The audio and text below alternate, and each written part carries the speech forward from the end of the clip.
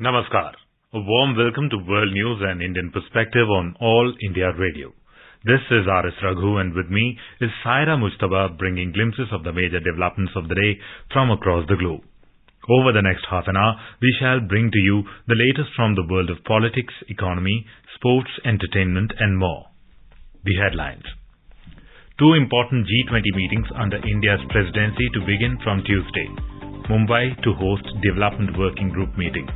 Bengaluru will hold Finance and Central Bank Deputies meeting.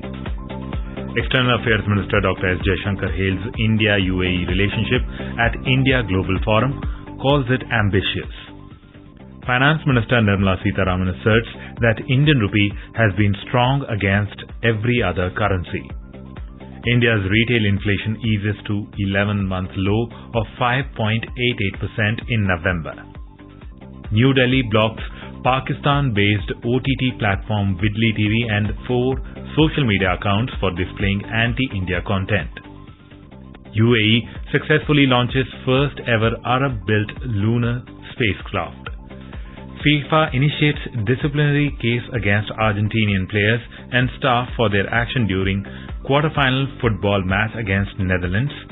And in women's cricket, India defeat Australia in second T20 international in super over to level series 1-1.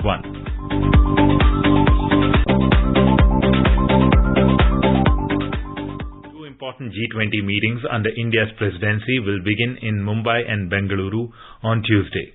Mumbai will be hosting a 3-day meeting of Development Working Group DWG from Tuesday. Through the meeting, India will aim to bring to the fore issues that are relevant to developing, least developing and island countries. Briefing addressing press conference in Mumbai, India's G20 Sherpa Amitabh Kant said, country's vision for the Development Working Group meeting will be to share India's human-centric sustainable development goal story and citizen-centric governance. He said, during this meeting, India will focus on utilizing power of digital technology and data as key enable. He said, strengthening work on the climate agenda by leveraging its interlinkages with the development agenda through lifestyle for environment will also be another focus of India.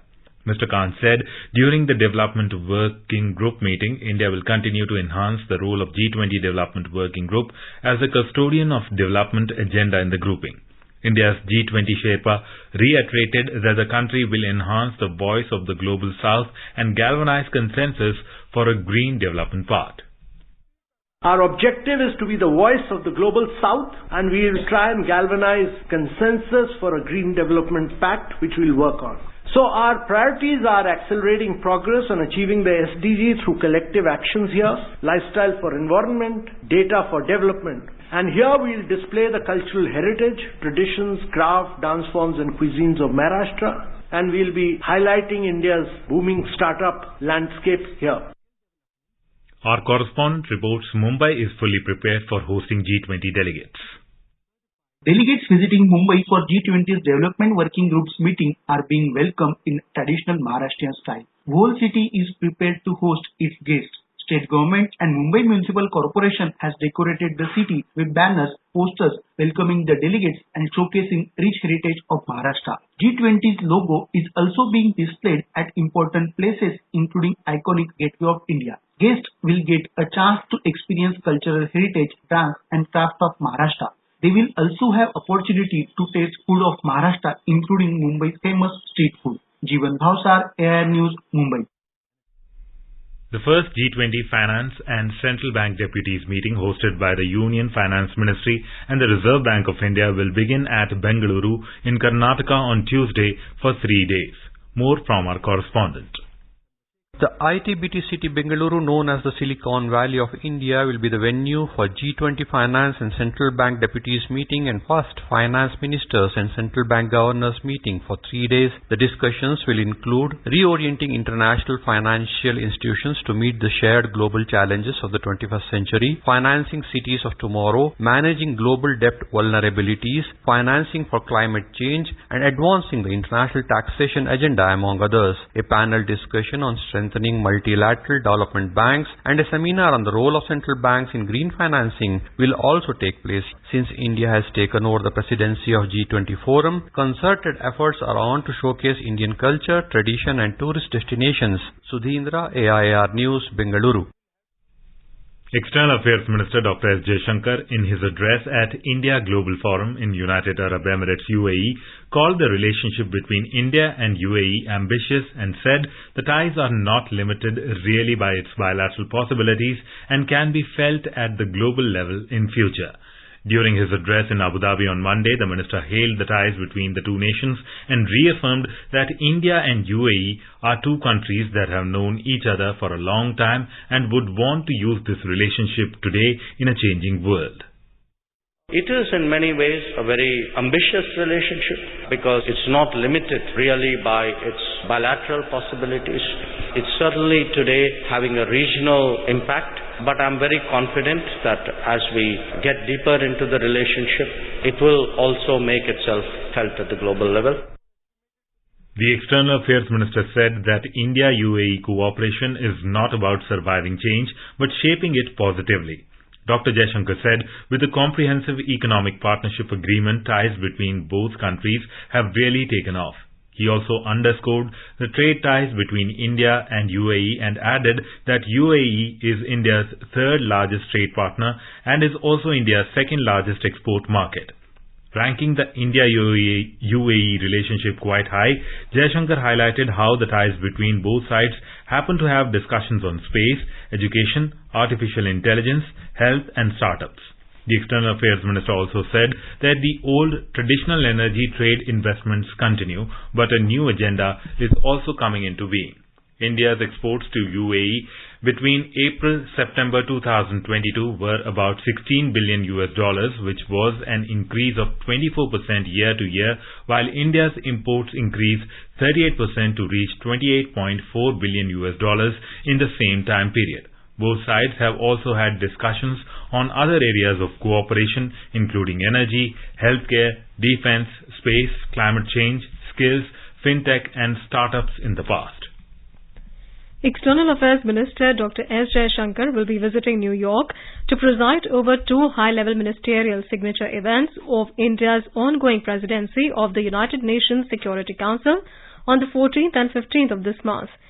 The high-level ministerial open debate on Wednesday is on the theme of New Orientation for Reformed Multilateralism, and the high-level briefing on Thursday is on Global Approach to Counter-Terrorism, Challenges and Way Forward.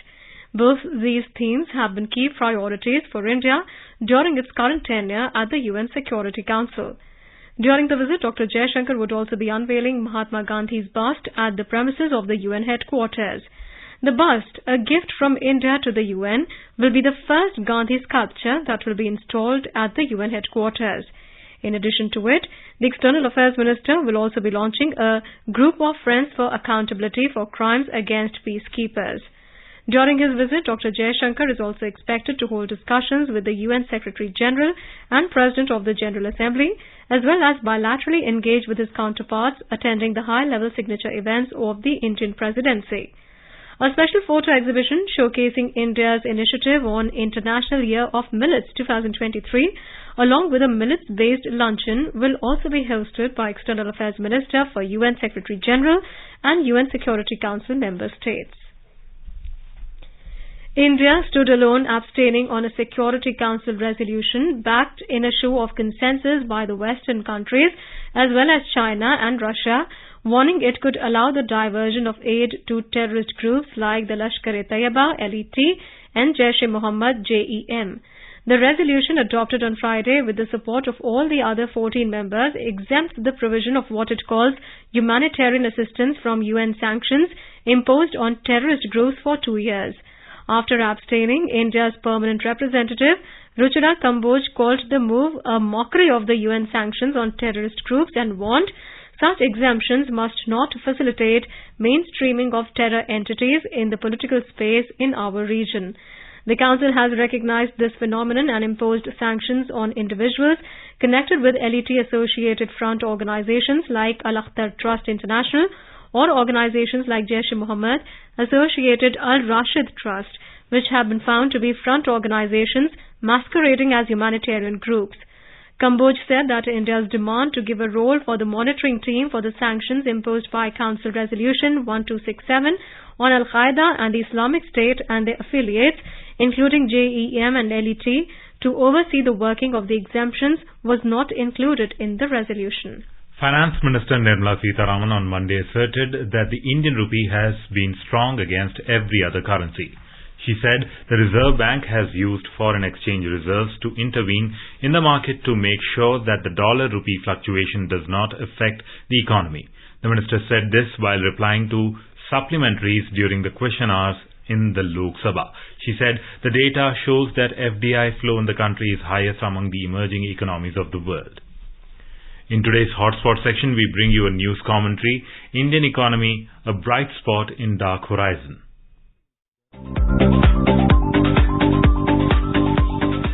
India's economy has demonstrated resilience despite a challenging external environment, says the World Bank in its latest India Development Update, a World Bank flagship publication. The report titled Navigating the Storm finds that while the deteriorating external environment will weigh on India's growth prospects, the economy is relatively well positioned to weather global spillovers compared to most other emerging markets.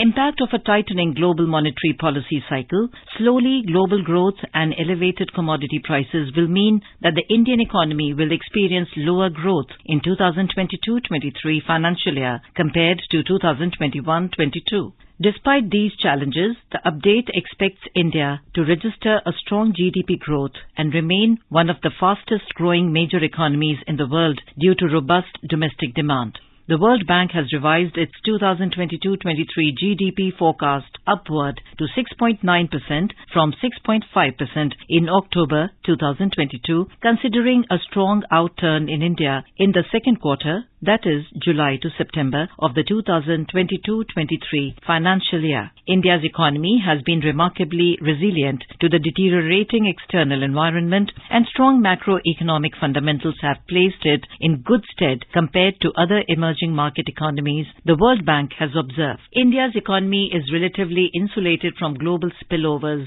compared to other emerging markets. This is partly because India has a large domestic market and is relatively less exposed to international trade flows. The report finds that while a 1 percentage point decline in growth in the US is associated with a 0.4 percentage point decline in India's growth, the effect is around 1.5 times larger for other emerging economies.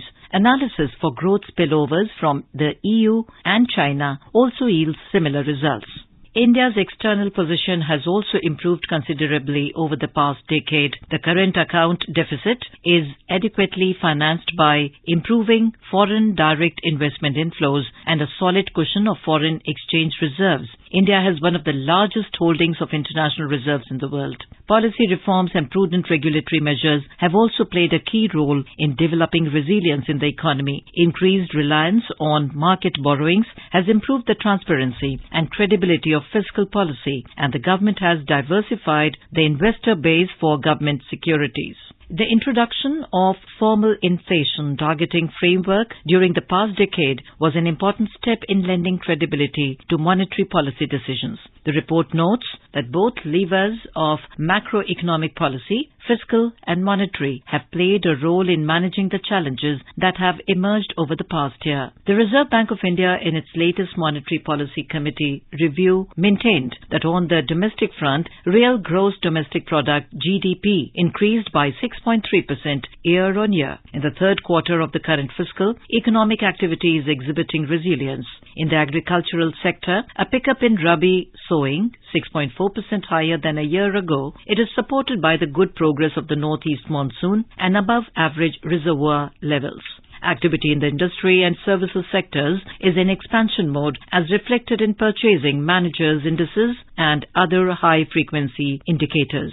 aggregate demand conditions that have been supported by pent-up spending and discretionary expenditures during the festival season, although their evolution is somewhat uneven across sectors. Urban demand has remained buoyant and rural demand is recovering. Investment activity is in modest expansion. Merchandise exports contracted in October after an expansion for 19 consecutive months. Growth in non-oil, non-gold imports decelerated.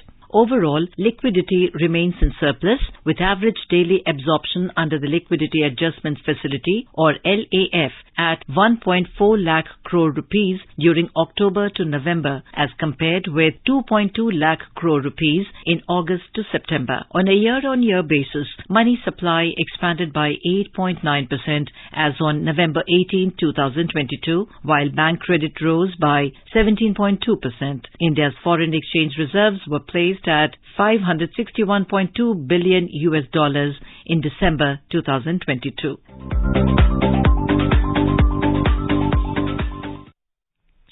In some more news, India's retail inflation based on the Consumer Price Index (CPI) eases to an 11-month low of 5.88% in November this year. As per the Ministry of Statistics and Program Implementation data released on Monday, retail inflation came down mainly due to ease in food prices, which stood at 4.67%, and a higher base effect. Retail inflation slipped to the lowest level since December last year. In October, India's annual retail inflation had eased to a 3-month low of 6.77%. This is All India Radio giving you the world news. Welcome back to World News.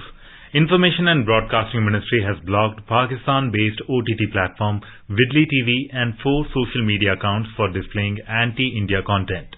It has also blocked Pakistan-based website and 2 mobile applications. The ministry said the OTT platform had recently released a web series titled Sevak, The Confessions, which was found to be detrimental to the national security, sovereignty and integrity of India. 3 episodes of the web series were released to date. It said it was suspected that the web series was sponsored by the Pakistani Information Operations Apparatus. The web series portrayed an anti-India narrative on sensitive historical events and subjects of national importance. A SpaceX Falcon 9 rocket on Sunday carried into space the first ever Arab-built lunar spacecraft. It was launched from the Cape Canaveral Space Force Station in Florida. The Rashid rover was built by Dubai's Mohammed bin Rashid Space Center MBRSC in the United Arab Emirates UAE and is being delivered by the Hakuto R lander engineered by Japanese lunar exploration company iSpace. The mission is due to arrive at Moon around April 2023. According to Mohammed bin Rashid Space Center in Dubai on Sunday, the Rashid rover will provide novel and highly valued data, images and insights, as well as collect scientific data on matters relating to the origin of the solar system, our planet and life. The first direct flight services between Jaffna and Chennai resumed on Monday. Airport officials in Chennai said that the flight services will be operated for 4 days a week. Alliance Air will operate the flights on Monday, Tuesday, Thursday and Saturday at 1:15 p.m. The move is expected to help the tourism sector of the neighbouring island nation. The flight services have resumed after a gap of 3 years. The Indian Parliament has passed the Energy Conservation Amendment Bill 2022, with Rajya Sabha approving it on Monday. Lok Sabha has already passed the bill. The bill seeks to amend the Energy Conservation Act 2001. It promotes energy efficiency and conservation. The bill empowers the centre to specify a carbon credit trading scheme. The legislation also stipulates that designated consumers may be required to meet a proportion of their energy needs from non-fossil sources. The Energy Conservation Code for buildings will apply to office and residential buildings with a connected load of 100 kilowatt or above. Replying to a debate on the bill in the House, Union Minister for New and Renewable Energy Rajkumar Singh said, "It is a matter of pride for all the citizens the way India has moved on energy transition and enhanced the renewable energy capacity." The United Nations has said that more than 11,000 children are known to have been killed or maimed in Yemen's civil war since it escalated nearly 8 years ago. UNICEF's Executive Director Catherine Russell said that thousands of children have lost their lives while hundreds of thousands more remain at risk of death from preventable diseases or starvation. The UN agency said that about 2.2 million Yemeni children are acutely malnourished, 1/4 of them aged under 5, and most are at extreme risk of cholera, measles and other vaccine-preventable diseases. In Peru, President Dina Boluarte gave into protesters' demands for early elections. In a nationally televised address on Monday, she said that a proposal to move up elections will be sent to the Congress. Ms. Boluarte's decision came after thousands of demonstrators took to the streets around Peru for another day on Sunday to demand that she resign and schedule elections to replace her and the Congress. According to official reports, the protests turned deadly with at least 2 reported deaths in a remote community in the Andes. Kathmandu International Mountain Film Festival, KMIFF, showcased on Monday the Hindi film Ayana, directed and produced by Siddhant Serene. The film documents how a momentary act of revenge forever transforms the lives of 2 young Indian women, weaving a story around acid attack survivors. Film Bandhua, directed by Shobhit Jain, was telecast on the 9th of December. Talking to All India Radio, Shobhit Jain shared his experience of the KMIFF and his experience of making the film. ज़्यादातर ये documentary films को ये support करता है और अलग अलग forms जो डॉक्यूमेंट्री के हैं ये फेस्टिवल दिखाने की कोशिश करता है और दुनिया भर से यहाँ पे फिल्में आती हैं। कुछ फिल्में तो खासकर क्लाइंबिंग को लेके हैं, माउंटेन्स की सिचुएशंस को लेके हैं और कुछ अलग अलग दूसरी फिल्में भी ये लेते हैं। तो जो मेरी फिल्म थी वो 2 माउंटेन्स से रिलेटेड नहीं है पर अलग फिल्म थी, पर यहाँ पे सिलेक्ट की गई उसके कंटेंट के कारण। KMIFF जो है बहुत इंटरेस्टिंग एक्सपीरियंस है, बहुत जनता देखने आ रही है। The 20th edition of the film festival was organized in Kathmandu from 8th to 12th of December. 60 films in Nepali, Korean, Hindi, Spanish, Russian, French, Italian and Lebanese languages were showcased in the film festival. And now a report from the business desk. The Sensex declined 51 points to close at 62,131, while the Nifty added 1 point to end at 18,457. Global shares indices witnessed losses amid fear of interest rate hikes by the US and the European central banks. Rising COVID-19 infections in China after restrictions were eased also weighed on the investor sentiment. Hong Kong's Hang Seng tumbled 2.2%, China's Shanghai Composite Index declined 0.9%, and South Korea's Kospi slipped 0.7%. Japan's Nikkei and Singapore's Straits Times both fell 0.2% each. European shares were also down in the intraday trade. Oil prices fell more than 0.5% to a multi-week low. The crude prices slipped amid weakening global economy. However, closure of a key pipeline supplying the United States and Russian threats of a production cut capped the fall. In the intraday trade, Brent crude was trading at $75.45 per barrel. Nishit Kumar for World News, All India Radio. FIFA has initiated a disciplinary case against Argentina for its players' actions during a contentious World Cup quarter-final match against the Netherlands. The soccer governing body cited order and security at matches in its disciplinary code for charging the Argentina Soccer Federation. Lionel Messi was among a World Cup record of 17 players or coaching staff members who were shown yellow cards during or after the game. Argentina head coach Scaloni was shown a yellow card as well.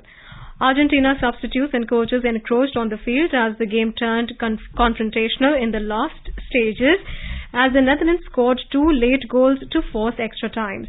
There were more heated exchanges on the field after Argentina won the penalty shootout following the 2-2 draw.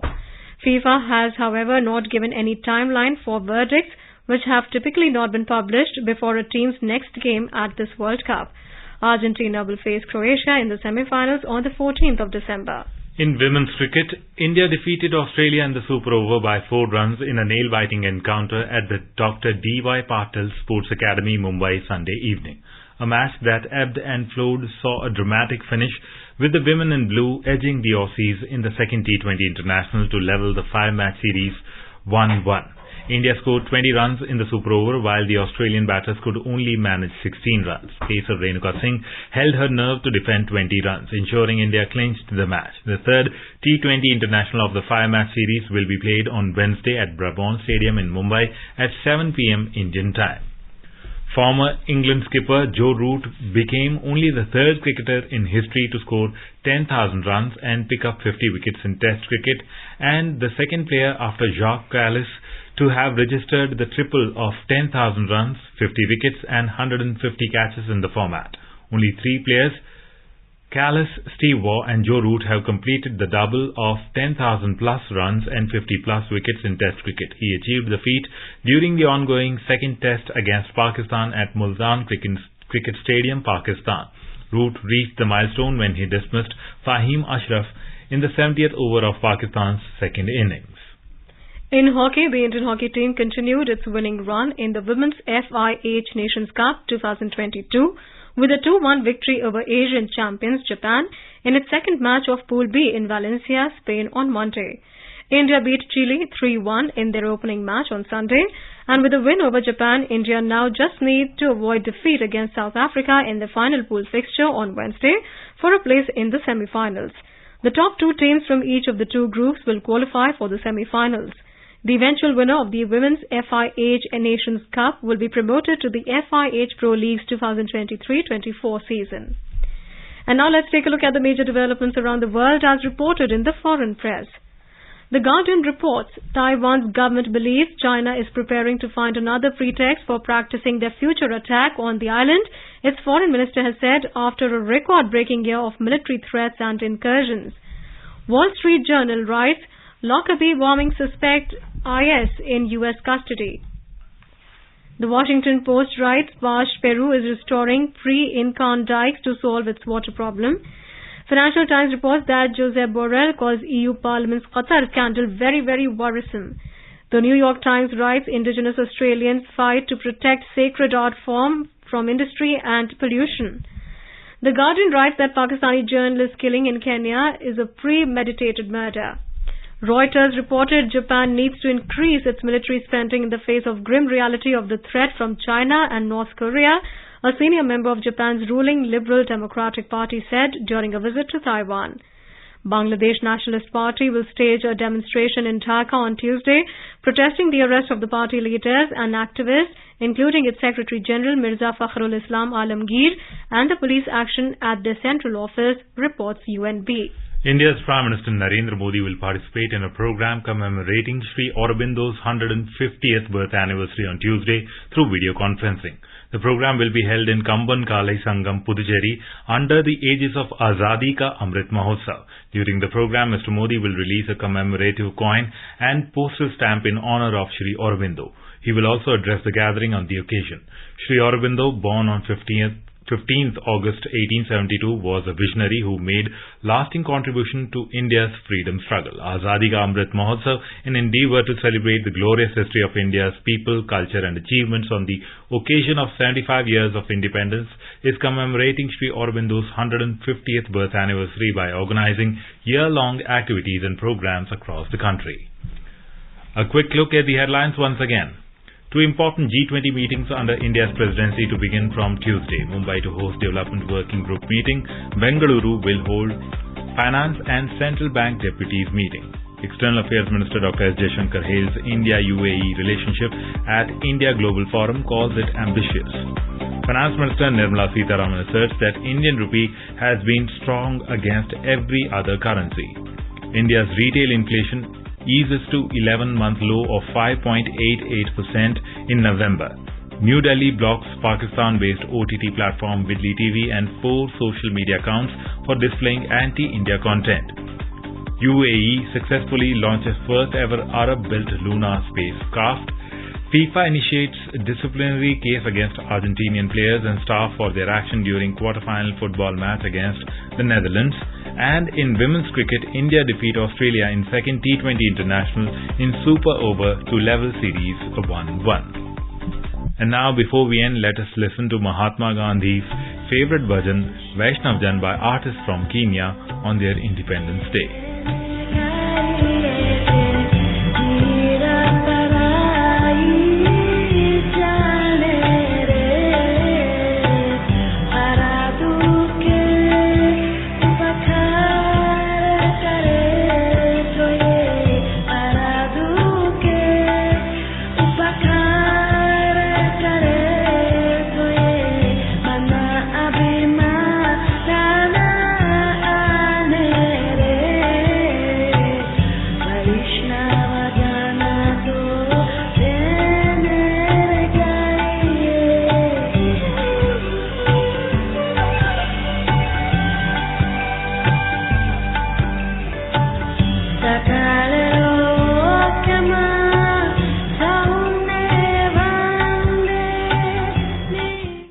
And with that, we end this bulletin. We'll be back at the same time tomorrow with the next edition of World News.